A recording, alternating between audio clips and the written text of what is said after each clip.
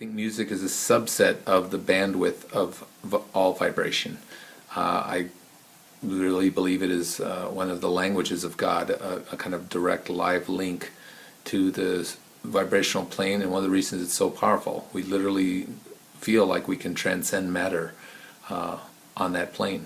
And being part of that bandwidth, it is also it reflects and communicates many of the laws of the universe on the vibrational level, and it must express those relationships in time for us to be able to perceive that. So that sounds really, again, very, very abstract, but again, vibration, we're tapping into a small subset of something that is immense and going on every level in the universe. But we can hear this little bandwidth and see relationships, and it flows and it makes sense to us in some weird way, okay? I don't think that's an accident. I think that is just, again, we're hearing something much deeper than we think when we listen to music, in my opinion. But music also reflects the binary quality of the universe, the yin and the yang, right? And it does this mostly with principles of tension and release. So music, there's things that we use in music to create tension, and then we release that tension, and that tension release. And this is the primary engine of music, that you have tension and then release, okay? And that moves the music forward. And almost every music has multiple ways to create tension and then release tension. And create tension, release tension. But this this binary quality is very important. A lot of us would like life to be just release, right? But it's not. It is, there's a lot of tension, and then there are moments of release, and something about music compels us and really reflects or resonates with us, that tension and release. And sometimes it's very joyful, just playful tension and release, and other times it's very dramatic, right? So how does music do this? And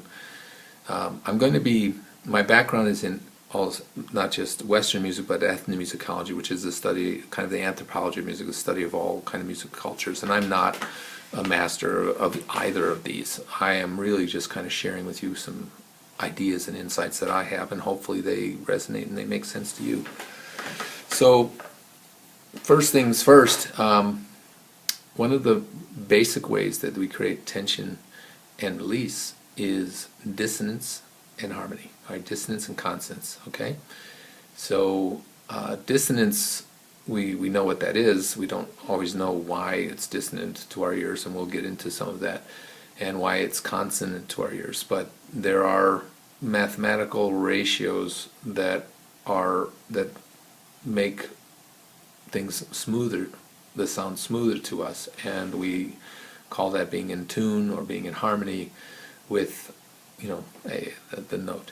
That we'll get much deeper into that, but know that without tension, without dissonance, the harmony doesn't make much sense. We've had early examples of church music that they dramatically avoided dissonance, but it was soothing up to a point. After a while you're like, I'm done, I'm tired.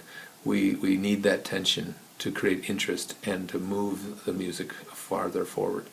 And you'll see there's many ways we do this. So one way that's very typical is we create expectations with repetition, and then we do a variation. So repetition, then variation. So that creates expectation, and then it deviates from it. And then do we go back, and is there another variation on top of the variation? Music can get quite intricate and fascinating when you start listening to that. But here's a simple example, and pardon my singing, but Vivaldi's Spring. Bum bum bum bum ba-da-dum, and then it repeats. Ba-da-bum bum bum ba-da-bum. Okay?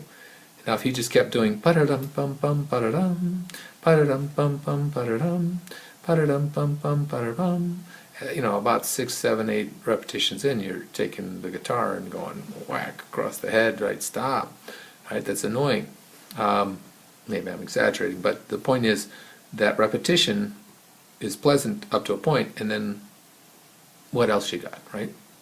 So what Vivaldi's pattern is in a lot of his music, and in particular, spring from the Four Seasons is bum bum bum bum ba-da-dum, A, ba-da-dum bum bum ba-da-dum, A again, ba-da-dum ba-da-dum bum bum bum bum, variation, B, right?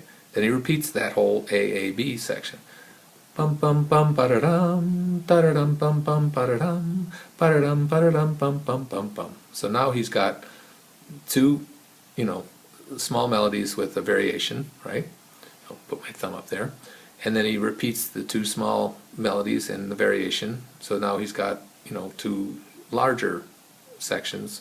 And now for the third one, bum bum ba-da-dum bum bum bum, bum bum ba-da-dum bum bum bum. Again, A, ba-da-dum, ba-da-dum, da-da-dum. And then he goes into a whole other section. So there's a microcosm of pattern, repeat, variation, pattern, repeat, variation, pattern, larger pattern, repeating again, and then varying from that. This is a very simple example that you will hear everywhere in rhythm.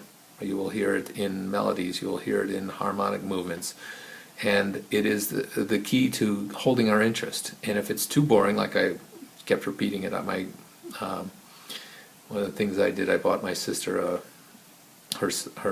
my nephew, I bought a little plastic guitar that played It's a Small World over and over and over and over and over. And the batteries got lost like in the first day. I don't know how. But that's just an example of something that, some annoying repetition that is not interesting anymore and in fact irritating. But great musicians, great composers will play with that in infinite ways, and it doesn't have to be dramatic. In fact, if you listen to a nice arrangement of Vivaldi's Spring, you will hear that there is variation even on there's little tiny variations with the violin parts on each of those repetitions. They're not verbatim repetitions in the best recordings, and you'll hear this, wonderful little tiny variations, little trills, and this is a principle. So think about this. Beethoven's Fifth Symphony. Bum bum bum bum, bum bum bum bum. Repeat, but on a different level, right? And then bum bum bum bum bum bum bum bum bum bum. Right, there's this da da da dum, but then it's varied, right? And he climbs, right? And he takes that little, what I think it's called a motif, and does endless things with it. And then brings in the whole orchestra to play it, and then goes very softly, and then goes very high. And this repetition and variation is a principle of the universe. I mean, look at nature. Look at plants. Look at the patterns that are created endlessly, right? So there's dissonance and constants. There's expectation and then deviation. And the opposite side of that is confusion and order, right? So, we say, okay, well, we create this pattern, then we deviate from it. Well, Beethoven's Ninth Symphony opens with a very chaotic, the last movement does, the choral section opens with a very chaotic kind of reiteration, distortion of the earlier themes. And we can go into that in a little bit more in depth, but it almost sounds like they're tuning. And there's this kind of chaos, and then this voice comes out, and then it grows, and then he takes that melody and he does infinite variations on it.